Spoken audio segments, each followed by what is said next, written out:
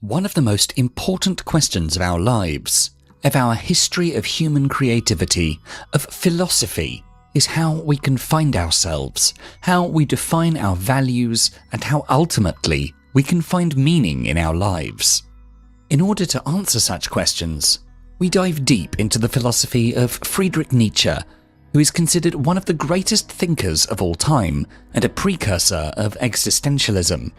He was famously known for his unconventional ideas about morality and religion, and in spite of his controversial work, he proved to be a very deep thinker, showing great insights into the true nature of human psychology, writing guidelines relating to how individuals can shape their future by taking responsibility for who they are.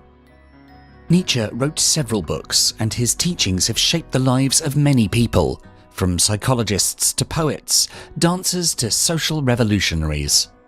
According to Nietzsche, finding yourself is one of the most fundamental endeavors of your life. And so, here are 4 steps inspired by the philosophy of Friedrich Nietzsche, which you can take from to help you get closer to finding yourself and becoming who you truly want to become.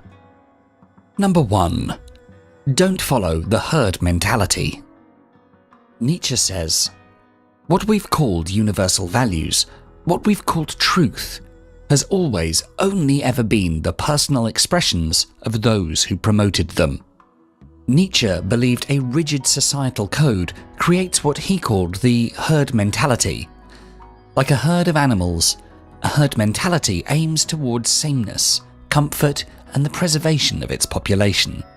Similarly, the moral code of society has been fabricated by other individuals and then imposed on other people, so that society can have control over human behavior. Although that can protect us from certain extreme human behaviors, it also limits our individuality and creativity. Not only that, but the strict dogmatic judgment of human behavior can even make some individuals more rebellious, resulting in extreme antisocial attitudes and, even worse, actions. If these dictatorial boundaries and rules become tyrannical and unreasonably harsh, the rebellious response can often be equally harsh. If the moral code of society is flexible enough, then the people who have opposing views don't have to be particularly forceful to make the change that they want to see in the world. In real life, more often than not, it's the case that morality is preached in a very strict way. It is not only that the societal, religious, and educational structures present it that way, it's also the attitude of the majority of people that don't want to stand out from the group in fear of being rejected. Therefore, every person that stands out too much, according to representatives of these groups, is someone that seems terrifying and dangerous. It is a well-known fact that people are afraid of the unknown, and that is perfectly mirrored in this dynamic. This can be seen in our everyday lives, whether it's the Middle Ages or the modern-day world. This dynamic is always present. Whether it's Galileo being killed for thinking outside the box, or at school when your classmates ridiculed you or some other student for being different and standing out, it's all cut from the same cloth. The herd consists of people that have amputated their creativity, dreams, and goals, and that are feeling insecure and even threatened by everyone that exhibits those qualities. Those people are afraid of change, afraid of admitting to themselves that some of their potential has not been fully realized. Although that realization is scary, an individualistic and driven person must not let themselves be dragged down by other people's mistakes in life.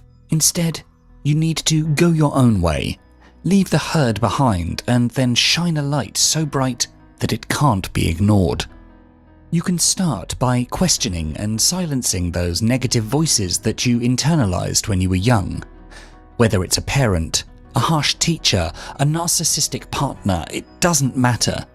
Whoever told you that you can't do things that you'd want to probably told you that because they were afraid of your success, because it would expose everything that's bad about them. So they wanted to limit your individuality and pull you back into the herd. Also, being strong-minded and courageous helps you withstand the frightening feeling of stepping out of your comfort zone, since it's an integral part of becoming who you really are. Number 2. Embrace the difficulty of self-discovery. In the words of Nietzsche, no price is too high to pay for the privilege of owning yourself. Our instinctive and intuitive reaction is to evade all pain and suffering. The technology and the easiness of achieving everything has made us ungrateful, and we've forgotten that suffering is an integral part of life. However, according to Nietzsche, it's only when we're willing to face the challenges of life that we are spiritually growing. In 1873, when he was 29 years old, Nietzsche addressed this fundamental question of how we find ourselves in a beautiful essay titled Schopenhauer as Educator. In this essay, he argued that if someone wishes to be somebody in this life, to maximize their potential, they need to take the difficult path, which often leads to isolation. Being a loner is not easy. But this is one of the prices someone must pay for the privilege of owning themselves. To keep yourself from being overwhelmed by the tribe, you must distance yourself from others. You need to strive to be free, and this might lead to severe difficulties in your life. You should refuse taking an easy path, and you should decide to embark in the quest for gaining your freedom to be yourself, no matter how frightening it might be. To be free means also to be free from all physiological and psychological needs. In other words, to not let them drive you, but for you to drive them instead. For example, whenever you feel an emotional urge to do something, like complaining to somebody in a very passionate way, you must try to become first conscious of this impulse, and then decide if you should act upon it or not. Nietzsche's philosophy on this point is somehow similar to many modern-day motivational gurus and thought leaders, but the similarity is only on the surface. If motivational gurus focus on self-development mostly in order to achieve worldly success and a fulfilled life on a material and relational level, Nietzsche goes deeper. For him, the fight is an inner fight. The struggle is to find himself, and this quest is a much more difficult quest, requiring a very different kind of sacrifice. For example, if a motivational guru teaches you how to become more confident in order to become popular and attract investors for your business, Nietzsche teaches you to first analyze the primary root of your desire to be confident, and usually you'll find it's just a desire to impress other people, such as your loved ones and your friends, or to prove a point about yourself to society in general. A simple analysis might make you give up this desire and focus more on what really matters in your life, on much deeper issues like self-discovery, and this endeavor might make you a loner. Not accepting to compromise yourself can very well put you in conflict with many people. It means changing your lifestyle. It means giving up friendships or other types of relationships, to look deep into your fears, to analyze your deepest emotions, your darkness, and to rise above them. You have to break down the chains of opinion and fear. Nietzsche encourages us to challenge our own demons, but you should not cast them out, as beyond them, there is a deep meaning which you should try to understand. You need to get out there in the world, do things, experience different temptations, but always be present with your entire consciousness, and, in the end, emerge as an individual with a distinct strength of character and a much richer inner nature. If you don't go out and experience life firsthand in a fully aware state, you cannot claim you've lived your life. How far you can go depends on how much you're willing to pay for that. To reach the state of self-ownership and to avoid going through life in a meaningless way without direction, you must learn how to find your inner genius. To get in touch with your inner genius, you must walk a path no one has walked before, as you are unique and no one can walk that path on your behalf. Finding yourself is finding your uniqueness, that unique set of values and things that you truly love and which represent you. Number 3. Say yes to what gives you meaning. To quote Nietzsche, He who has a why can bear almost any how. Nietzsche's philosophy proposes that we say yes to whatever gives us meaning in our own lives, the things we find value in personally. In ages past, the meaning of everything was assured by God. However, according to Nietzsche, in an increasingly secular and scientific society, one can no longer turn to religion to find meaning. He found this concerning, as the typical person would be driven to nihilism, meaning general apathy and an unwillingness to find meaning in life without help. So he offers us 3 solutions that we, as individuals, can try to use to find meaning in our lives.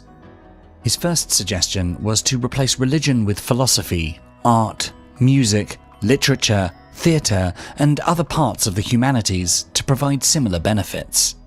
The humanities offer us the ability to contextualize our sufferings, our efforts, and a chance to see our lives as not so different from those around us. They can offer insights into how we might tackle problems we must all face. However, it is important that we see them as a tool for living and not just as an academic study. Reading history not just for the facts, but for what those facts tell us, seeing them as a way to edify yourself, or watching tragic plays to see and comprehend the beauty in sad events, not just the entertainment. If humanities don't interest you, then Nietzsche suggests a second option of becoming an Übermensch. The Übermensch is a superhuman that creates his own meaning and values without reference to outside influences. Such an individual can overcome the problem of the meaning of life by simply inventing his own meaning and taking full responsibility for it. According to Nietzsche, only a few men came close to being an Übermensch, and they were Julius Caesar, Napoleon Bonaparte, the Buddha, and Goethe.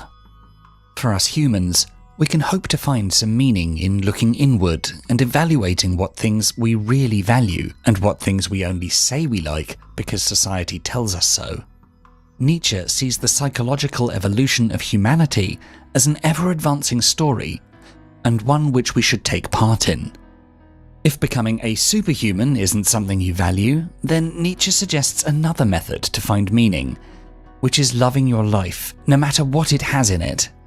Amor fati, the lover of fate, is one of Nietzsche's most interesting ideas, and one which can offer us a great deal of solace when we most need it. To love your fate is to know that everything that has happened in your life, the good, the bad, and indeed the ugly, has contributed to who you are and what you're doing at this very moment. Trying to create yourself will lead to some failures, but embracing those failures alongside your successes can help re-spark the love of life and can help you see the meaning of it even in the worst moments. Number 4. Find your true values. Nietzsche asks us, what if some day or night a demon were to steal after you into your loneliest loneliness and say to you, this life, as you now live it and have lived it, you will have to live once more and innumerable times more. Would you not throw yourself down and gnash your teeth and curse the demon who spoke thus? Nietzsche believed that we need to create our own values to lift the greatest weight. The greatest weight is a metaphorical situation put forth by Nietzsche, which represents the feeling that crushes you into repeating past mistakes because of the unevaluated values you adopt from your herd.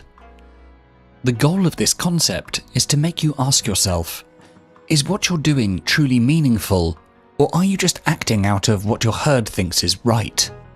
If you think that the things you are doing are worth repeating eternally, that you can be sure you are fully individuated, you will have enough courage and strength to lift the greatest weight. If you don't think that the way you've been living is worth repeating innumerably, chances are you haven't formed your own values, and you are still a slave to your society, and worse yet, a slave to yourself. If you find yourself repeating the same mistakes you always have, and are left feeling crushed, chances are you haven't re-evaluated the morals imposed on you by your herd. Thus, you are not a fully developed individual yet. Once you re-evaluate your moral landscape, only then the greatest weight can be lifted. How many times have you found yourself turning a blind eye to someone gaslighting you? Subscribe. Thanks so much for watching.